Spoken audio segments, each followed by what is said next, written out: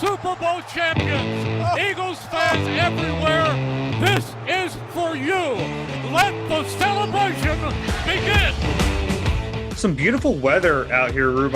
I'm going down the shore this weekend for Memorial Day weekend. I'm just hoping it's not too crowded. Yeah, I have a big trip planned this weekend too. I'm going down to the family room.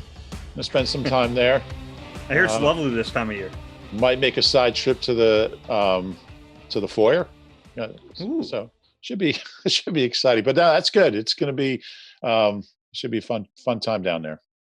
Yeah, we hope everyone's staying safe. This is the Eagle Eye Podcast. We have some exciting stuff. Merrill Reese will join us in just a few seconds. And then we're going to get into Better or Worse. We continue that series with running backs. Certainly some interesting guys coming and going from that running back room. And then Ruby did an interesting story looking at the Super Bowl stars and whether or not they will eventually be in the Eagles Hall of Fame. So we will break down all of them. But first, we have what should be a really fun conversation with the voice of the Eagles. Hey, your NBC Sports Philadelphia podcasts are now all on the My Teams app. Listen to Eagle Eye, Sixers Talk, Phillies Talk, and Flyers Talk now, all in the My Teams app. Joining us now on the Eagle Eye Podcast, the one and only Merrill Reese. Merrill, it's so good to see you. Nice to see you, Dave. Nice to see Roob. It's nice to see people. It is, even if it's just virtually. It kind of fills that void a little bit. I want to ask, what have you been doing with yourself? I mean, we've all tried to find ways to stay busy the last couple months. Well, for the first month and a half, there's been a lot of reading. I kind of delved into the draft. Then everybody picks out several television series to watch, and I did that. But I don't watch television before night. I won't watch television before dark because I don't want to become one of these couch potatoes with the TV on all day. And then in the last few weeks, since it has been open, I have golfed almost every nice day. I would have bet on that one. I'm shocked to hear that. No tennis yet? No tennis. Get me new knees and I'll get you tennis.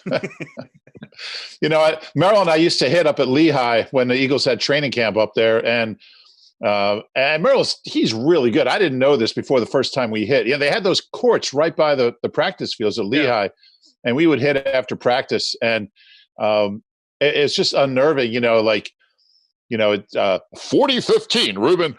That was a terrific half volley. But it was fun back then. Well, if you golfed, I would be now saying, "Nice putt, Reuben." No, you'd be saying, "Really lousy putt, Reuben." You're not going to find that ball, Reuben. So Merrill, we're looking at an uncertain future here with the NFL. Who knows what's going to happen? There's certainly a likelihood of playing Eagles games without fans in the stadium. What can you think? What do you think that'll be like? And can you imagine calling a game? How would that affect you, calling a game in an empty stadium? Well, to be really honest with you, I think that as a broadcaster, I am fueled as much by the roar of the crowd, the fans, and the reactions as I am by what is going down on the field. I mean, you can describe plays and you can chronicle what is actually happening, but that feeling and that emotion all comes from the ambience. And let's face it, there will not be any ambience. How you said you kind of thrive off of that energy. Does it change the way your excitement level rises and falls based on the crowd reaction? Yes.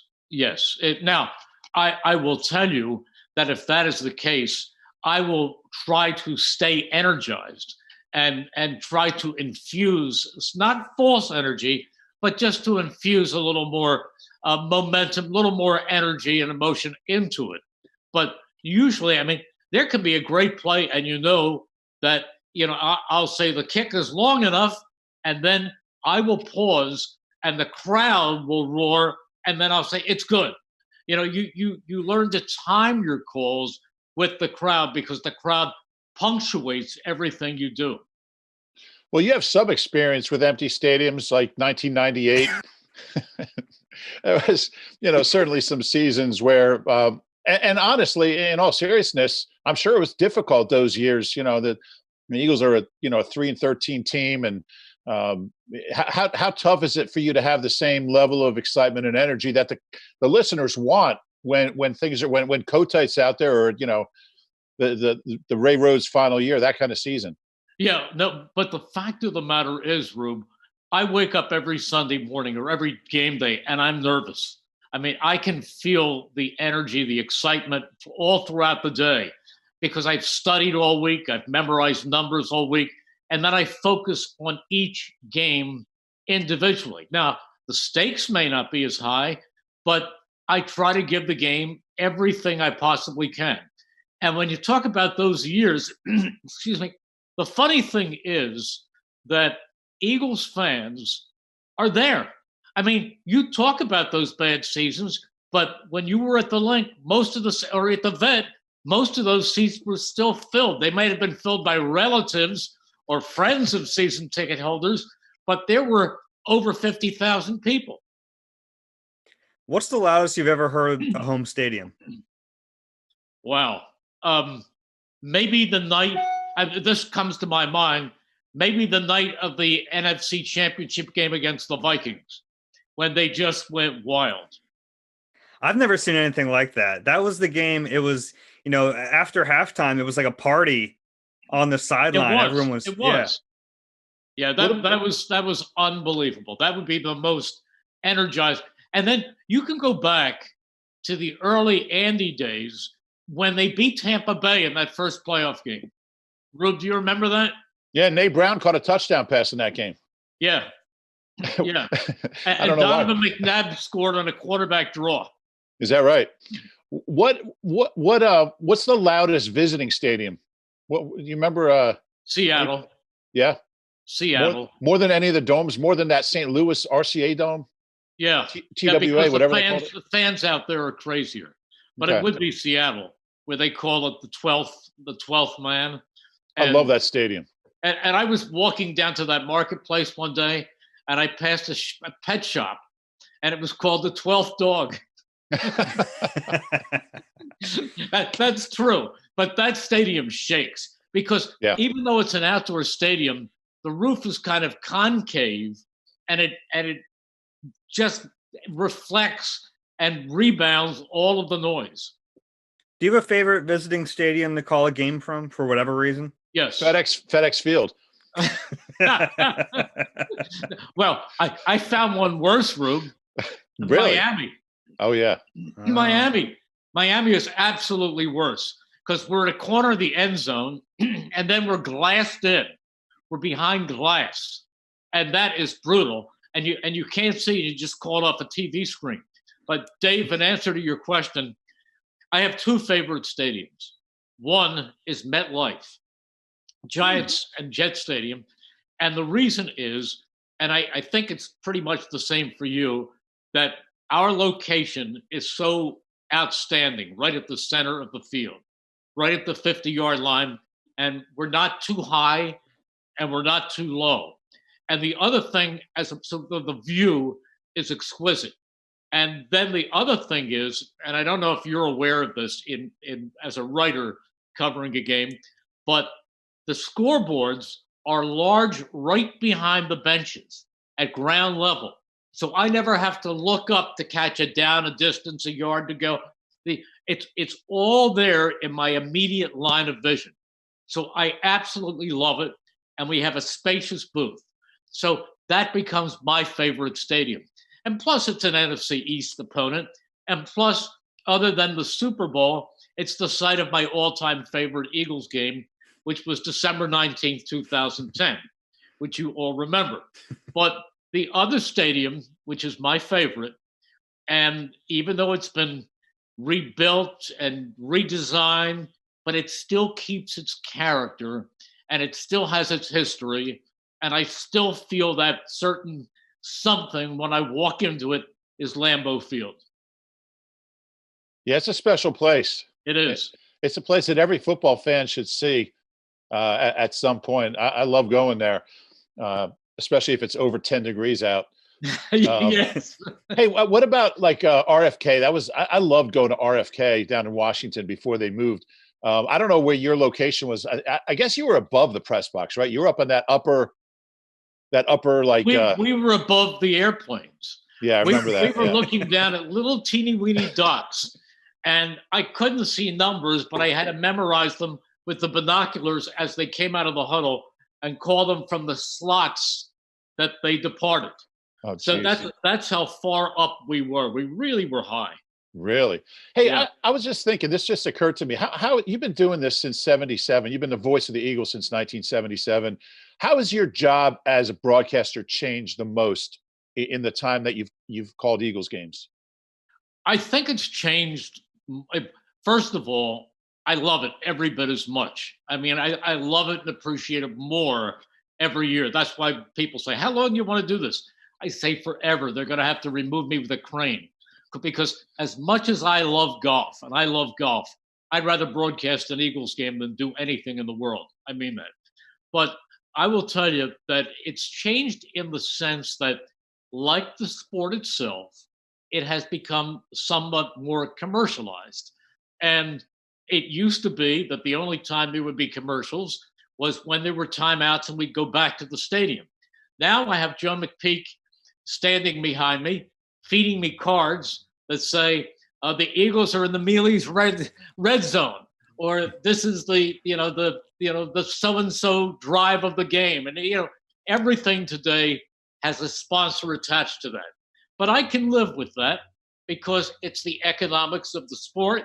The players make more money, the owners make more money, and so do the broadcasters. Merrill, I've always wanted to ask you this.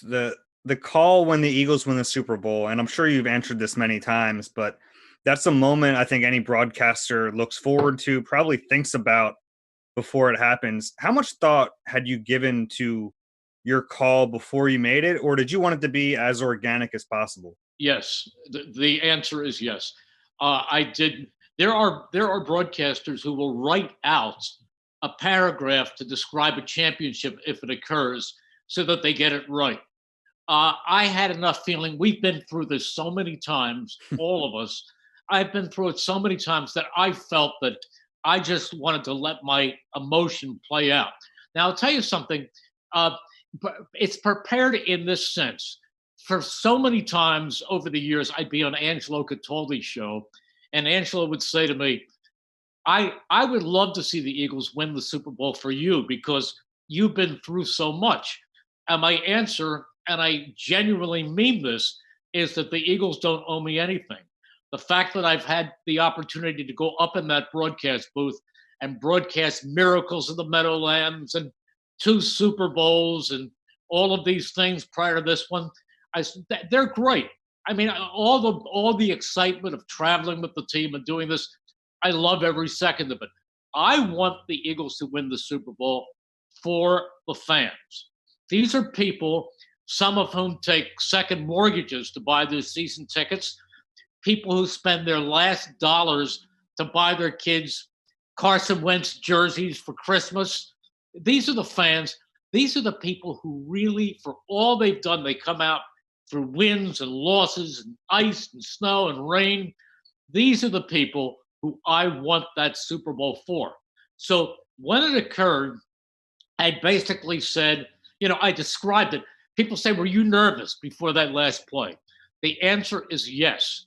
But my nervousness was not on whether or not the Eagles would win that game, because I had a feeling Brady didn't have an Aaron Rodgers arm. I had a feeling he was going to have trouble getting it there at that point where a Rodgers gets it way up in the air. I thought the Eagles were going to hold on. I was worried because we were sitting in the exact opposite corner of the end zone in Minneapolis, and I was 110 yards away from where that ball landed. And I didn't want to be known as the announcer who blew the Super Bowl call. That's why I was nervous. So as it went up there, I followed it, and I was able to see it. And I said, it's batted around, and it's incomplete. Quickly, I looked up at the clock, and I said, and the game is over. And the Philadelphia Eagles are Super Bowl champions. And then I said what I felt, and I said, Eagles fans everywhere, this is for you. Let the celebration begin. That's just what came out. And we It's hear funny, it every Merrill. time. As you say, we hear it every time during training camp. We walk down the sidewalk and they're broadcasting it 500,000 times every summer. But no, I put in earplugs. Me too. I think what fans really appreciate that in that moment, you included them. And I think that speaks volumes about your relationship with the fans in this city and your relationship with the city. And, the moment that the Eagles won that game, won their first Super Bowl, you included the fans. And I think that's a special thing. Well, that's who deserved it more than anybody else. Best fans in the world. They're great. It's funny, Merrill, because right after the game, the one thing I remember from post Super Bowl, and this is before I'd ever heard your call because we were writing and trying to get down to the players. Every player to a man was sitting there saying, I can't wait to get back to Philadelphia. And it was like everyone's just waiting, like they were happy, they were celebrating. But that whole team couldn't wait to get back to the city and party with everyone. Oh, absolutely. I'll tell you the funny story about it was I was wearing a 2004 NFC Championship ring. I used to just wear it because I loved it. I had it. I was proud of it. This ring is so big that in the days when people shook hands, if I were wearing that ring, and the only time I would wear it is to a sponsor's event, it's not like something you wear every day. And if they shook my hands, it would crush my knuckles. It would pain. So I never wear it. But anyhow, I was in the lobby of our hotel, the team hotel, the day before the game. And all of a sudden, somebody picks me up from behind and lifts me high in the air with a great big bear hug. And he puts me down and I say, who is this? And I turn around and it's LeGarrette Blount. And LeGarrette Blount said, what's that ring? I said, oh, that's the NFC. He said, that's a loser's ring. That's a loser's ring. I'm going to get you a real ring tomorrow. And when that happened, I went downstairs. He comes out of the locker room and said, Merrill, I promise you a real ring. He turned out to be, people talk about players that you get to know over the years and who you really like, and there's so many guys who are terrific. But one guy I wasn't excited about when they got him was LeGarrette Blount, because as you guys know, he had a track record behind him that wasn't exactly Mr. Congeniality. And number two, in that summer, he did nothing. I mean, he didn't get you 2 yards in a cloud of dust. He got you a cloud of dust and a half an inch. That was it. And anyhow, we go out to, and I didn't get to know him or see anything. And we went out to San Diego that year, and that was his coming out party. I mean, he was amazing. He ran all over the field. He gained over 100 yards. And at one point, he broke loose on a 50-yard run from my right to my left. I could still see it. And I said, he's loose. He's a runaway train, So I go into the locker room on Tuesday, and I'm speaking with somebody. And all of a sudden, LeGarrette Blount comes walking over with this menacing look. And he points at me. He goes, Merrill Reese. I said, yes. He said, I just loved when you called me a runaway train. And he gives me this great big hug. But I got to know him over that year, and he became one of the nicest people to be around. Yeah, he was huge in that season, in that game. Huge. That was his. I mean, you watch. That was his last good game of his career, and for a lot of those guys, it was, which is crazy. But they don't win that game. They don't win that title without LeGarrette Blount. They don't win that Super Bowl without LeGarrette Blount. Yeah. Hey, you want to play some Merrill Reese trivia? Sure. I probably don't know any, but I'll try. All right. Here you go. I'm gonna keep these really simple, really easy. Okay. All right. Within 50, how many games since you started doing this have you called? Regular season games. Oh my goodness. I'd say 800. 678. Okay. Yeah, you're close. And you've actually called more than half the Eagles games that have ever been played. 55%. All right, here's another one. In your 43 seasons that you've been the voice of the Eagles, The Eagles have not had very many bad years. How many losing seasons have they had since you started broadcasting the games in 1977? How many losing seasons out of Yeah. 43? I would say I would say 22. Only 15.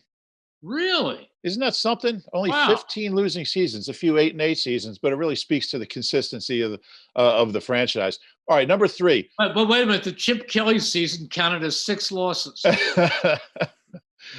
What is your son Nolan's favorite band? I don't know, but you do. It's guided by voices. You got to know this stuff. No, I don't know this. Here, all right, one more. What is the last postseason game the Eagles won that you didn't call? I will tell you, it was probably the runner-up bowl in 1961.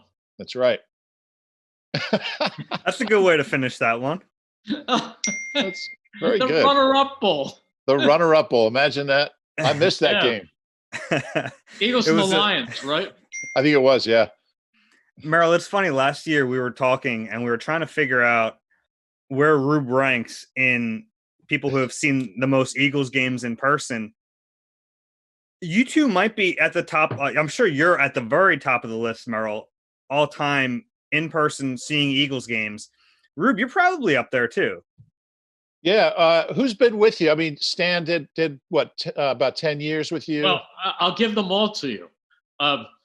I took over when Charlie Swift died for the last 2 games of the 77 season. And it was sudden. And the program director said, quick, get us a color analyst for the last 2 games. And the guy I got to, who I knew in the area, excuse me, was my friend Herb Adderley, who was the great Green Bay Packer. And he lived in Philadelphia. And so I grabbed Herb for the last 2 games of the season. And he wasn't even a candidate to keep doing it, because the following year when I got the job full-time, when I was hired, Herb had already accepted a coaching job on Wayne Harden's Temple staff. So that was when Jim Barniak did the games. And he did them until about 82, when Bill Berge, the station then hired Bill Berge to take over. And then Stan did them for 14 years. And Mike has done them for, I think, 23. Wow. Really? Yeah. I still think of Mike as the new guy. Yeah, no. That's why when Mike came in and started, and Mike really works hard, people would say to me, boy, Mike's doing okay, but he's no Stan Waters. I said, no, wait a minute. You're comparing Mike after his 4th game of the year of his life to Stan Waters after 14 years. So, and then of course Mike kept getting better and better and better. And so I'm lucky because Stanley was wonderful and Mike is wonderful. They look at it from different perspectives. Stan more as from that offensive lineman's perspective, and Mike from his perspective of getting down and talking to the players and coaches. Stan would come up with all these weird theories. Stan used to say time of possession is overrated. It's points per 100 yards. You know that, Rube. And Mike looks at it from a different way of how the wide receivers move, who's open, blocking schemes. I mean, they're both great and they're both friends. I'm lucky in that I have been really fond of the people I've worked with personally. What was your relationship like with Mike when he played? I mean, did you ever think that he could eventually be with you for 23 years? Well, I never thought of Mike as being an analyst ever, or that was something he would even consider or would be available. But I think Rube would tell you that Mike was one of those guys you could go over to, win or loss, and he would treat us with respect and was able to express himself and articulate what went on. Mike, the only time Mike didn't talk to the media was after the Fog Bowl. I still give him a hard time for that. He was so upset. He was so upset they lost that game because he kind of knew that was their one big chance. And he all these years later, I still give him a hard time for not talking to the media. Soldier Field, New Year's Eve, 1988. Yeah. Boy, That was unbelievable altogether. That was the worst experience I ever had in a broadcast booth. Trying to describe a game I couldn't see. Yeah, they let us down on the field, but obviously, yeah, we were down on the field for the second half. The writers. Wow. Yeah. See, I wasn't. I had to go strictly on. They put a PA announcer down there to give down and distance and yard line, and I had to knit together from that. But I said at one time, I can tell Randall Cunningham's having trouble. He was just let out of the huddle by a German Shepherd. Hey, Merrill, how about the players on the team now? I mean, is there anyone who you think would make a good color guy in a future career? Yeah, I'll give you the best one. Jason Kelce. Yeah. If Jason Kelce wanted to do this, Jason Kelce would be great because he expresses himself, he can be funny, and he's very, very bright. Would you guys buy that one? Yeah, I don't know if I'd buy him wanting to do it. But I don't know that you want to do it. Yeah. I'm just saying, if you're talking about, if you see somebody in a locker room, you say, he'd be pretty good. Another guy who would have been really good had he been around for a long time, and if he wanted to go in that direction, because he's really articulate, bright, and analytical, would have been Jordan Hicks. I could see that. Yeah. I always thought Eric Allen would be great at it if he really wanted to. Yes, and he's done a wonderful job when he's been on television. He does. A lot of ESPN. Yeah. Very, very good. My favorite Merrill Reese story. Well, it's my second favorite Merrill Reese story. Was during one of the really bad. What was Kotite's last season? 94. They lost. They were losing their last 7 games. They were getting blown out every week, and they were down to somebody like 38-10 in the fourth quarter. And you said, I can't wait to hear what questions Reuben Frank and Mark Eckel ask Rich Kotite at the Monday press conference tomorrow. And I swear I had like 50 people call me and tell me, oh, Merrill mentioned you on the broadcast. Yeah, and the other one would have been during the Chip Kelly era in Detroit on Thanksgiving Day. And I said, the thing I am most thankful for is that there are only 2 minutes and 24 seconds left in this game. That's a good one. Rube, what kind of questions did you ask on Monday morning? To Richie the K? Yeah. Yeah, we didn't let him off the hook too easily, but those are fun days, the Richie the K days. Merrill and I have been through a lot of wins and losses. Was he your least favorite coach? Yeah, I would say so. I mean, we've been really lucky to have some great personalities. I mean, I didn't have a particularly good relationship with Buddy, but I mean, he was you just never knew what he was going to say or do. Ray Rhodes, in a very different way, you never knew what he was going to say or do. Yeah. I got along well with Chip. He was a weirdo, but I got along okay with him. Unlike some people. I had no relationship with Chip. I know. None. I mean, I walked up to him on the plane, flying home from Dallas after that Thanksgiving night great game, maybe the best game of his career there, and said, great game, Chip. It was really fun to call that. And he looked over and said, oh, and turned his head. I mean, he was the worst communicator of any coach I've ever been around. Worst communicator. I mean, Richie was mercurial, up, down, all over the place. But Richie could be warm and nice. Yeah, he could be. I saw that with Chip. Not to me, but he could be. What was your first thought after the Chiefs won the Super Bowl last year? I was sincerely happy for Andy. I really was, because nobody worked harder and loves his players more and puts more into it than Andy. I was thrilled for him. I really was. I texted him right away. That's cool. Yeah. You had a pretty good relationship with him when he was here. Yeah. Yeah. I had a good relationship with every coach, including Richie, every single coach. Even Buddy was a riot. Buddy used to have Stan and I in hysterics with the things he would say about the owner. I mean, he'd be unbelievable. But Vermeil, I can't tell you enough about Dick Vermeil. He's unbelievable. And I'm still good friends with Dick to this day. And you guys know Doug is a really good guy. But and Ray could keep us in stitches. Ray could the best storyteller I've ever been around. Oh my goodness, the You stories. couldn't repeat any of them, though. Yeah, yeah. Right, Well, I can tell you a Ray story you never heard. Ray was not particularly friendly or fond of Joe Banner. Oh, really? I had no idea. So the after Ray was fired. Oh, I know this. I know this story. Go ahead. 2 years later, Yeah. we go in the preseason, and I'm down on the field before the game. The Eagles are playing the Cleveland Browns, and I see Ray, and Ray came over. We started to talk. I said, "How are you?" He said, "Not good." He said, "That blankety blank blank blank fired me in Philadelphia, and he's going to fire me again." And he did. And he did. Yeah. Yeah, I ran into Ray that day. It was good to see him.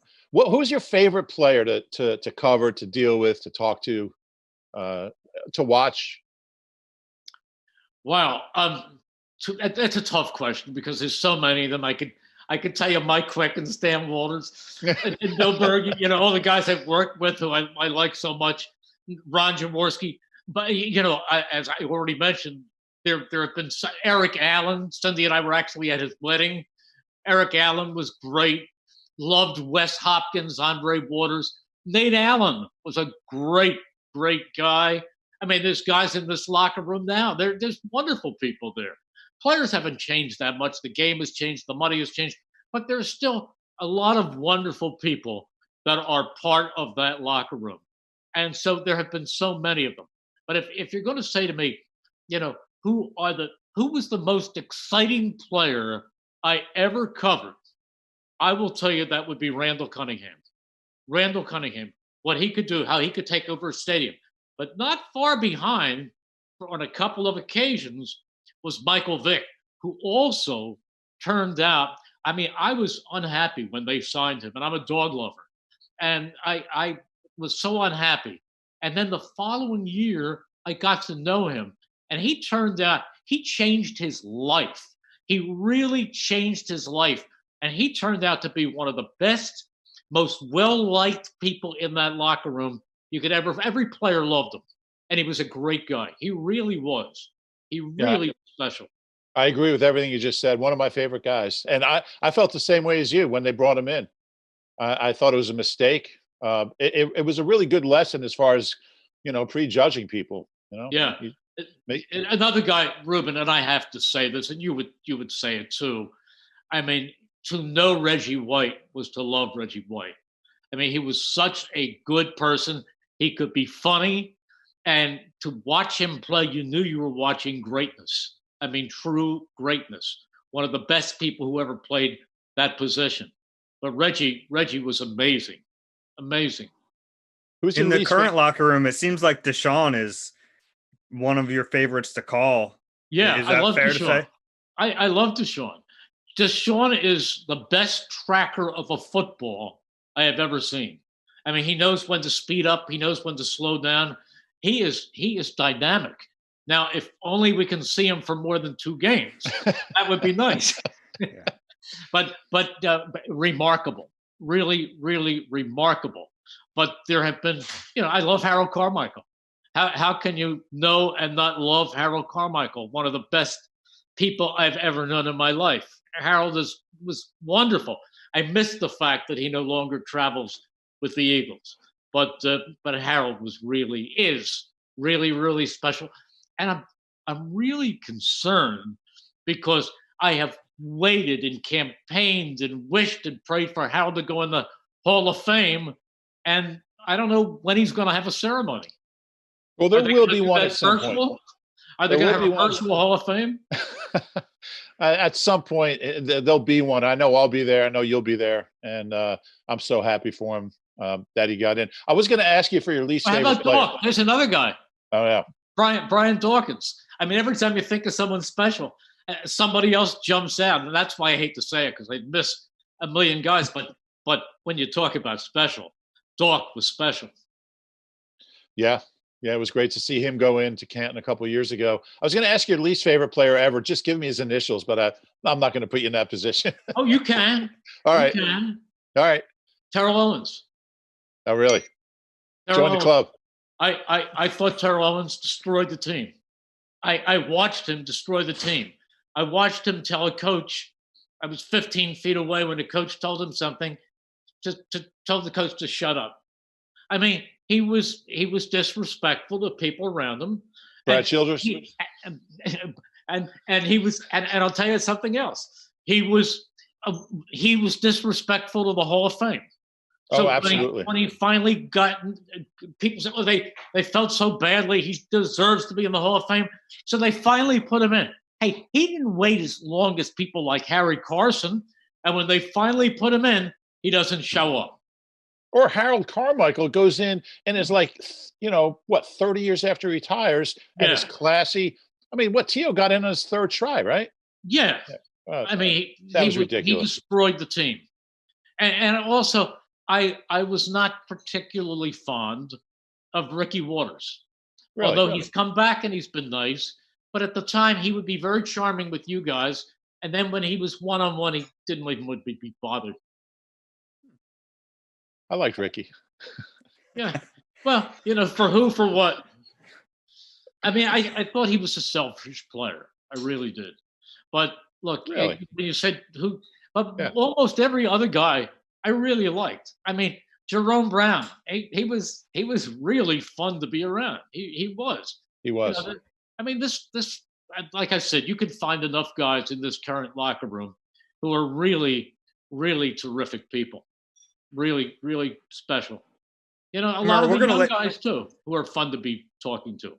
How about, can you speak with anyone who is more receptive, more articulate, and nicer to be around than Rodney McLeod? Yeah, he's one of my favorites. Underrated player too. Yes. They don't win the Super Bowl without his 2 open field tackles on Gronk. He had a heck of a game. People forget that, but he did. I'm glad he's back. I think he's me too. Yeah, he's one of my favorite guys. He's going to go on.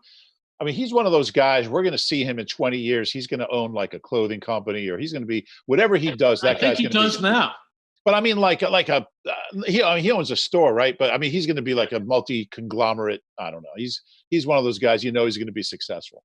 Sure, absolutely. Yeah, I know Ron Salt was one of your favorites too. Ron Salt, I never got to know him. Right. He was a guy, Dave, who came in and they gave up a lot to get him, and he 2 came first-round picks. He was the picture of a linebacker. I mean, he was huge, muscular, and then he came back after his suspension for performance-enhancing drugs. He came back. And he looked like a corner. We called him the incredible shrinking linebacker. That's right. Good times. Really appreciate. We'll have to do this again. We could talk for hours with you. Oh, forever, because we've been through so much. And I really can't wait for this season to come together and become a reality, because I think this is a very good football team. Yeah. I think this is a team that's going to be fun to follow. And I'm really excited to see Jalen Reagor play, because I think another favorite player in person. See, it came out, forgot all about it. Brian Westbrook. I love to call Brian Westbrook, and I was friendly with Brian, and I love Wilbur Montgomery, the other running back. Same different eras, but if you ask me who's the best running back in modern Eagles history, my answer is Shady McCoy. What a sensational running back.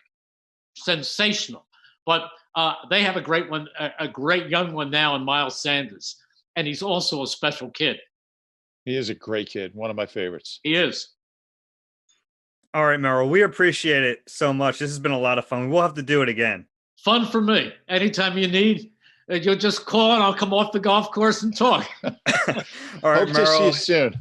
Yeah, we hope to see you soon. Stay safe and hit them straight, all right? Yeah, and hi to all our Eagles fans. We miss you. Boy, that was a lot of fun talking to Merrill.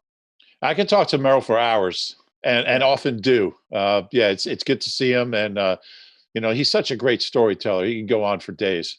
Yeah, he has so many stories, and it was good to see him. You mentioned the tennis story with Merrill. One of my favorite Merrill moments was We were in the old media room at the NovaCare complex, and he answers his phone and says, "Hi, this is Merrill Reese." And everyone in the media room just started dying laughing because they were like, we know, Merrill. Everyone knows it's you.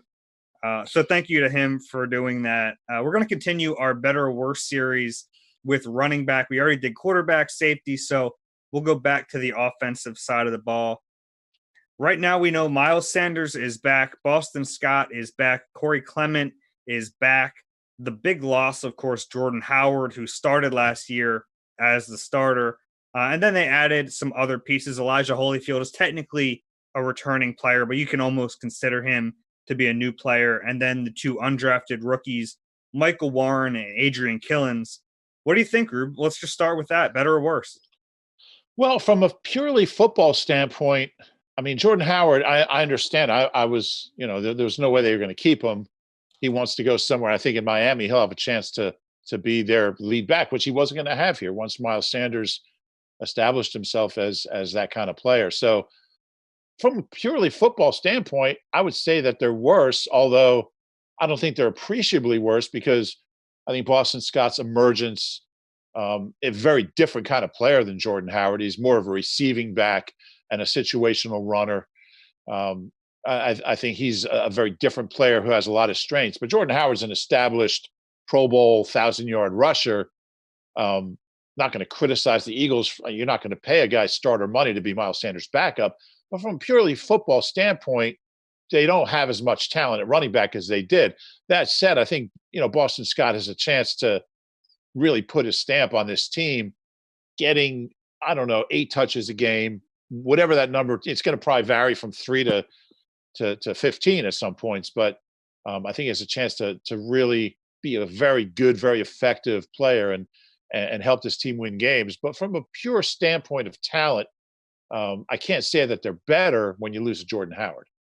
That's fair. And also I think we should mention that there's a chance they're not done at running back. I mean, it's been reported that they want to bring in a veteran, so that would change some things. I mean, if they get Carlos Hyde, then they probably are better because then I'll play devil's advocate a little bit here.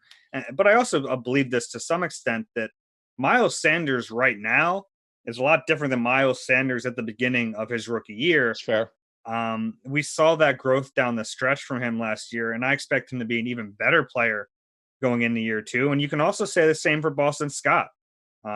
He's not the same player now that he was at the beginning of last year. He didn't have the practice squad. Yeah. So with those two, I don't know if it's fair enough to just say the names are the same, so the players are the same. I think they've grown so much since last year that you can make a case that they're not that far off from where they were last year, even with losing Jordan Howard. Yeah, I think it's probably a push. That's why I said I don't think they're better, but I don't think they're appreciably worse.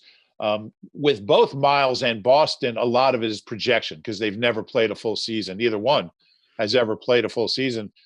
I think I wrote the other day that Miles Sanders, if you take his production over the last 8 games and double it, you're looking at a 1,700-yard season in scrimmage yards. And I think Shady and Westbrook are the only Eagles to ever do that in a season. So that's the kind of company. Ricky Waters, I think, might have done it once or been close. But that's the kind of company that he's in. I think he's that kind of player. I think, there's a real – I mean, that's one position the Eagles have, Westbrook was a draft pick. Shady was a draft pick. Deuce was a draft pick.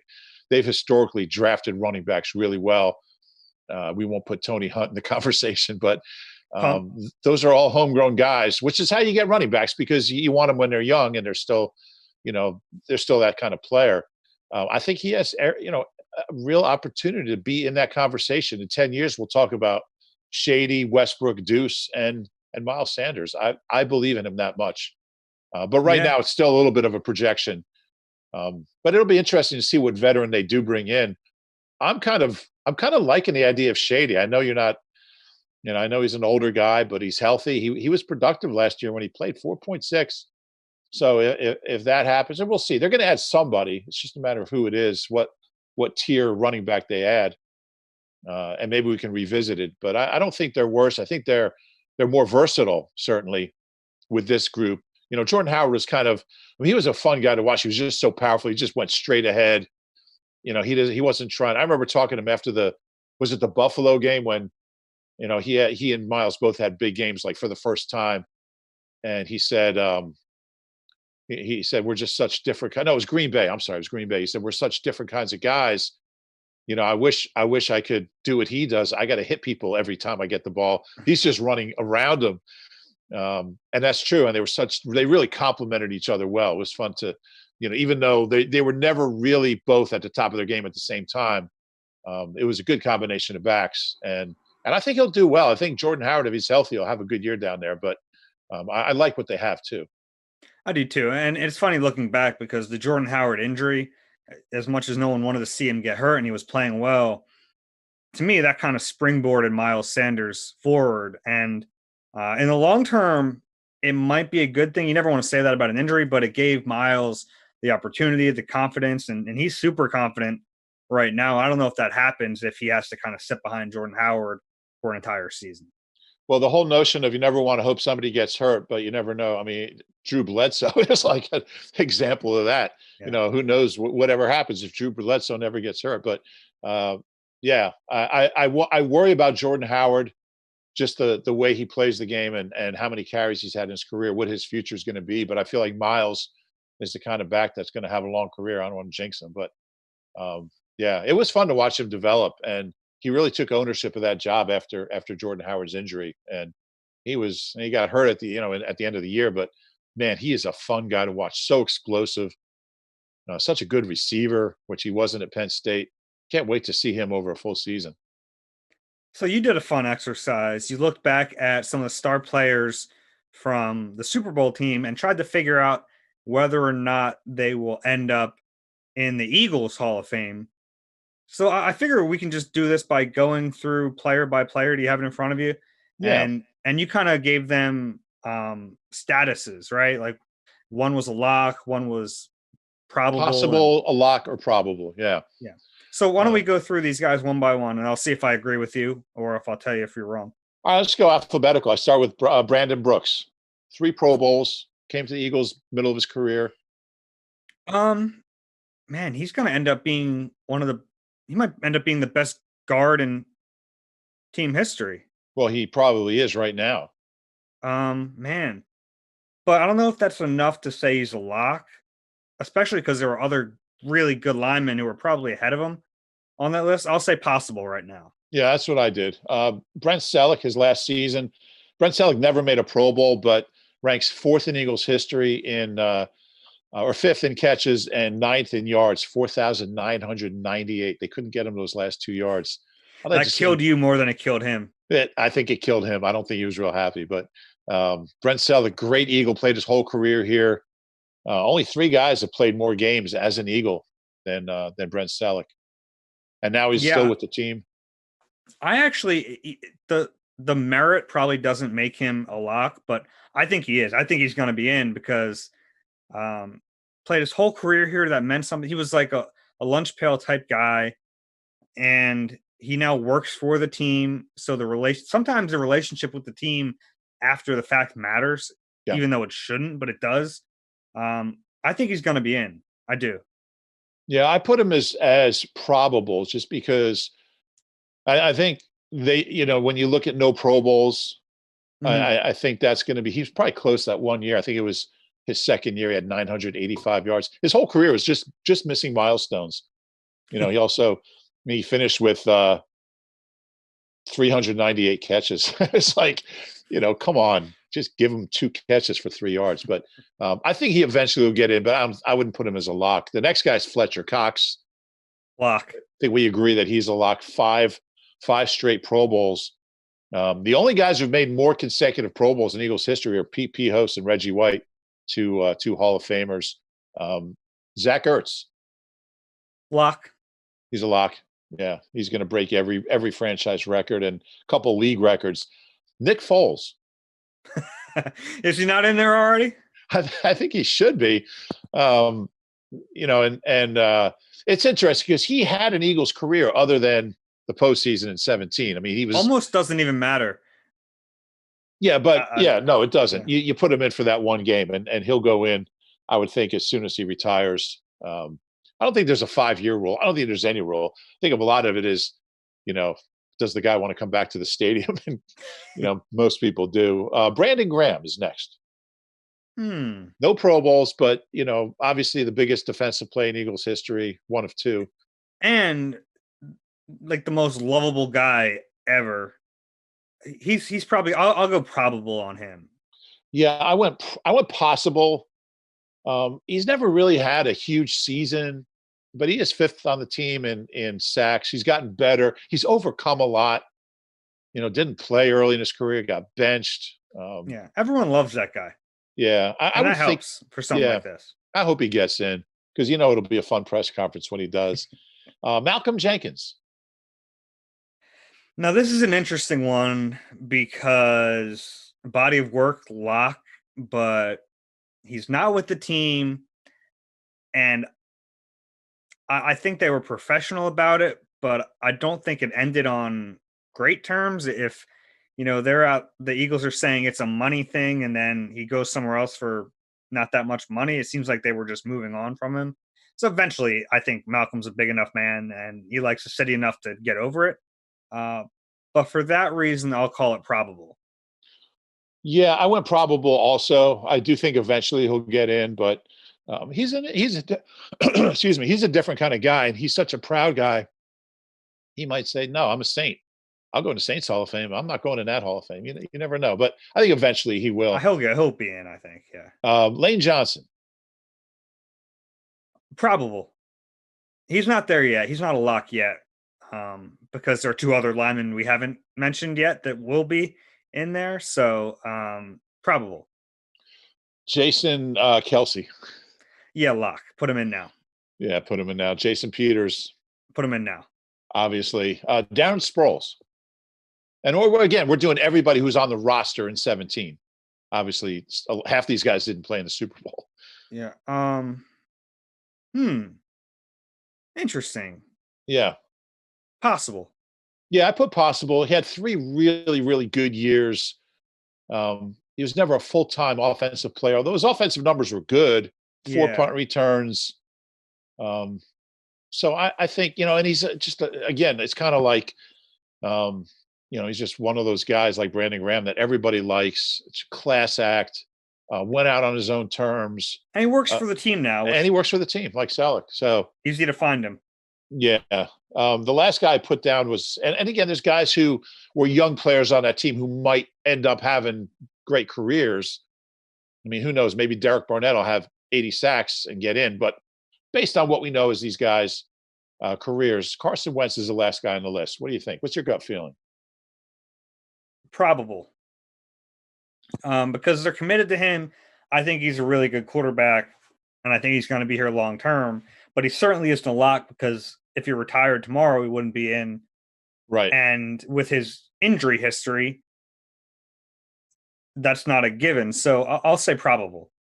Yeah, I went possible, which might be a little low. I think that's fair because if he retires tomorrow, which isn't going to happen, obviously, but right, he's maybe an injury away. If he does retire tomorrow, we will have an emergency podcast.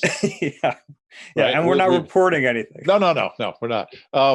It's interesting. Everybody in franchise history that's made 4 Pro Bowls or more is in the Hall of Fame. I don't know exactly what that means. And I went through each team and figured out how many future Eagles Hall of Famers they had. And the 1960 team had the most with 8. And then the 61 team had 7, the same 8 minus Van Brocklin, who retired. The last guy to play for the Eagles who is currently in the Hall of Fame was David Akers in 2010. But the year before they had 4. So nobody who's played since 2011 is currently in. So Eagles Hall of Fame stats. But I think 8. I think they will get 8 eventually. I think 8 of these guys will get in eventually. I might backtrack on Selleck a little bit. Yeah. I think I might be back down the probable and not a lock. Okay. What made you waver? Because we went through a lot of names that I think are honestly more deserving based on their bodies of work. Yeah. But I don't know if it's all about body of work, or I'd have to do a deeper dive like you did to see how much of it is personality and that sort of thing. Yeah, I was trying to look for like a thread of. I mean, Ollie Matson's he's in the Hall of Fame, but he didn't do anything as an Eagle. Why is he in? One last thing on this. The Eagles Hall of Fame used to be called the Eagles Wall of Honor, and it was dormant for like 10 years. They didn't put anybody in, and Norman Brayman had kind of just let it go and didn't want to deal with it. And Jeff Lurie's just another way that he's really connected the team with its past. He not only resurrected it, but changed it to Eagles Hall of Fame, which obviously sounds a lot better than Eagles Wall of Honor. And they had like little plaques in a hallway in a concourse at the vet. You couldn't even see them. There was no display. Now in the Head House Plaza, they have really nice, tributes to all these guys and bios. It's like a museum type thing. So another thing that Jeff Lurie's done, is really kind of reconnect the current team with its past, and the players appreciate that. And it's nice to see the Eagles Hall of Fame is now, they put a couple guys in. I could see Selleck and Ertz going in together one day, That'd be cool. they try to kind of team, pair guys up with other. A few years ago, it was Maxie Bone and Brian Westbrook, and it was just cool that those two guys were like hanging out that day from two completely different eras. But I like that idea of kind of pairing an older guy with a younger guy and celebrating the game that way. I thought that was really a cool moment. Yeah, that is. I thought you were going to make a comment about how I covered both of them. I would never. All right, we're going to wrap this up. We want to thank Merrill Reese for joining us. That was fantastic. We hope you guys enjoyed that. And in general, if you enjoyed the podcast, do us a favor, rate and subscribe wherever you get your podcasts. Thanks for joining, everyone. Enjoy your Memorial Day weekend. Stay safe. We will catch you next time.